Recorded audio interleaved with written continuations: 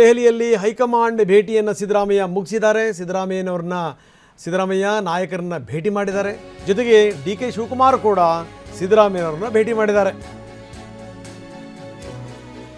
ದೆಹಲಿಯ ಐಟಿ ಮೌರ್ಯ ಹೋಟೆಲ್ನಲ್ಲಿ ಡಿ.ಕೆ. ಶಿವಕುಮಾರ್ ಮತ್ತು ಸಿದ್ದರಾಮಯ್ಯ ಪರಸ್ಪರ ಭೇಟಿಯಾಗಿದ್ದು ಒಟ್ಟಿಗೆ ಊಟ ಮಾಡ್ತಾರಂತೆ. ಸಿದ್ದರಾಮಯ್ಯ ಡಿ.ಕೆ. ಮುಂದಿನ ಆಗುಹೋಗುಗಳ ಬಗ್ಗೆ ಚರ್ಚೆ ಮಾಡ್ತಾರೆ.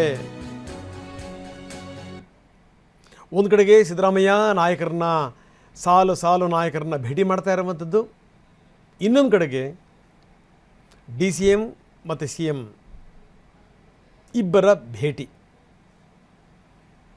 ನಾವು ತೋರಿಸ್ತಾ ಇದ್ದೀವಿ ದೃಶ್ಯಾವಳಿಗಳನ್ನು. ಸ್ಕ್ರೀನ್ನ ಎಡಭಾಗದಲ್ಲಿ ನೀವು ನೋಡ್ತಾ ಇದ್ದೀರಿ. ರಾಹುಲ್ ಗಾಂಧಿ ಅವರಿಗೆ ಒಂಥರ ನಿಟ್ಟುಸಿರು ಇದು. ಎಲ್ಲವೂ ಸುಸೂತ್ರವಾಗಿ ಆಯ್ತಲ್ಲ ಬಿಡಪ್ಪ ಅಂತ. ಯಾಕಂದರೆ ಏನೇನು ಆಗಿಬಿಡುತ್ತೋ ಅನ್ನುವಂಥ ಭಯ ಭೀತಿ ಇತ್ತು ಅವ್ರಿಗೆ.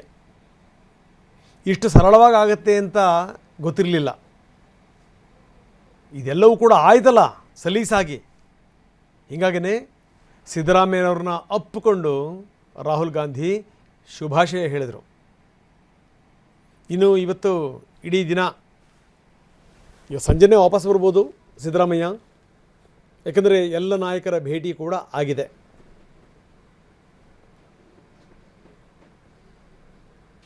ಒಟ್ಟೊಟ್ಟಿಗೆ ಊಟ ಮಾಡ್ತಾರಂತೆ ಸಿದ್ದರಾಮಯ್ಯ ಡಿ.ಕೆ. ಶಿವಕುಮಾರ್.